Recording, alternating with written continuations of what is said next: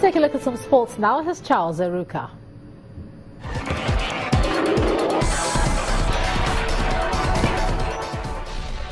Welcome to Sports News. The Federation of International Basketball Associations, FIBA, has awarded the 2 wild cards for this year's AfroBasket Championship to Guinea and Rwanda.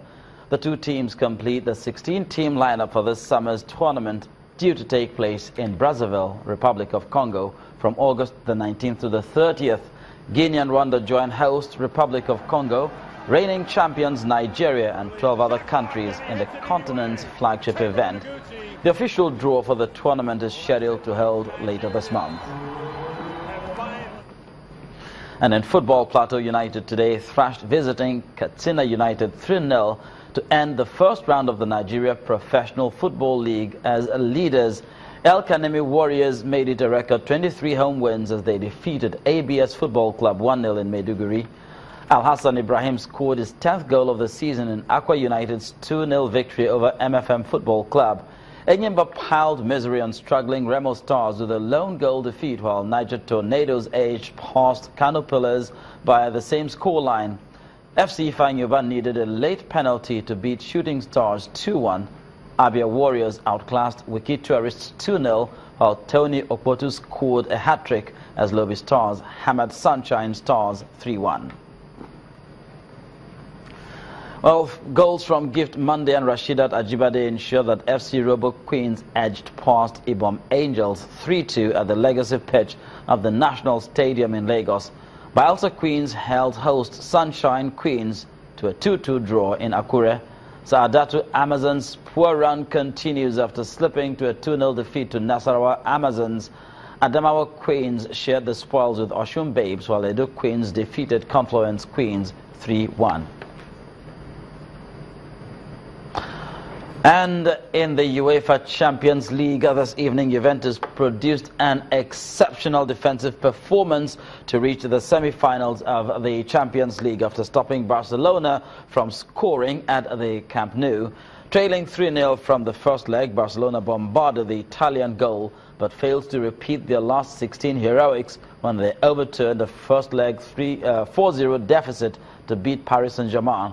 Goals from Kylian Mbappe, Radamel Falcao and Valère Germain earned AS Monaco a ticket to the last 4 after a 6-3 aggregate victory over Borussia Dortmund.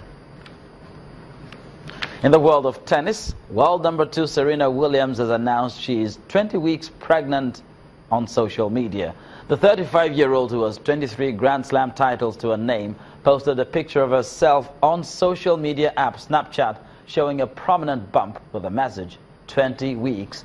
Serena clinched the record for open-era major titles nearly 18 years after winning her first at the 1999 US Open, when she claimed the Australian Open with victory over Sister Venus in January.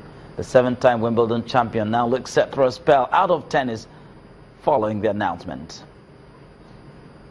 That's it on Sports News. It's back to Ijoma with the rest of the news at 10. Thanks a lot, Charles. A total of 669 people were killed in an unrest that gripped Ethiopia for several months until authorities imposed a state of emergency last October. Ethiopia declared 6 months of emergency rule after more than a year of violent protests. The country has faced criticism from abroad as well as at home over its authoritarian approach to economic development. Ethiopia is an important Western ally against Islamist militants in neighboring Somalia, as well as an increasingly important economic player in a fragile region. Now, China is feeling very uncomfortable with North Korea, making promises to test more missiles and continuing its nuclear development program.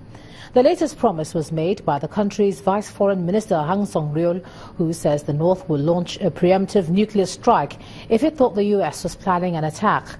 There had been heated rhetoric from both sides in recent days, with the U.S. Vice President Mike Pence during his visit to South Korea warning the North not to test. He said the U.S. era of strategic patience with Pyongyang was over.